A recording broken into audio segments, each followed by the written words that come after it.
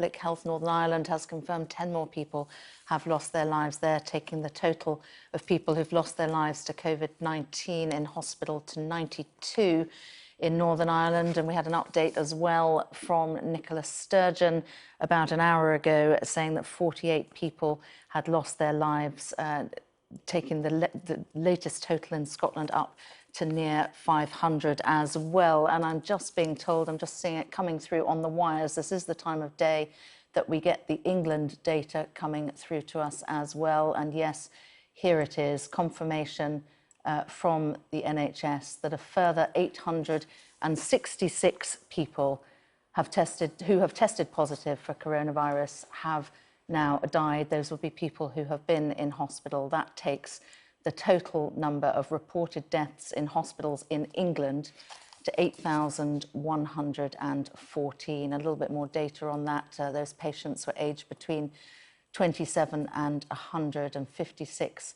Of those 866 patients had no known underlying health condition. Well, we can speak now to Sky's Helen-Ann Smith, who joins me from the newsroom. It's a grim landmark, isn't it, Helen-Ann, when the total number of people, hospitalised people, goes through 8,000 who have lost their lives.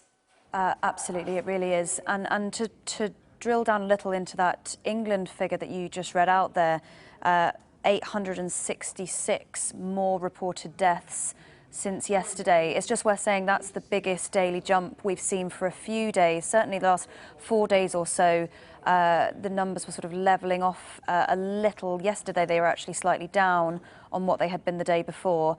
Just worth saying we have to be very careful about odd jumps here and there. The numbers are, there's often reasons that they might be anomalous, but I'm pretty sure on my quick maths that 866 is the highest daily jump we've seen for England. To run you through the other nations, worth just saying we get the 4 nations of the UK report their figures at slightly different times. So Scotland, we had first today, a total of 495 people have sadly died there. That's up 48. And in Northern Ireland, a total of 92, which is up by 10 on yesterday. We will await the UK total.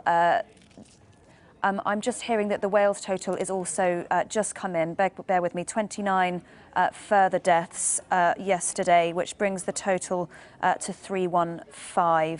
So 29 further deaths in Wales as well. We will await a UK total as well, which we tend to get from the Department for Health and Social Care. It's just worth saying that the 4 nations report on slightly different timescales, so those 4 numbers won't necessarily add up to the big UK total, if you like. But that is the best number we're able to use to compare how these deaths are increasing. And as we keep discussing, we need to look at the speed at which these numbers of deaths are rising to try and understand a little bit about the way that the virus is spreading.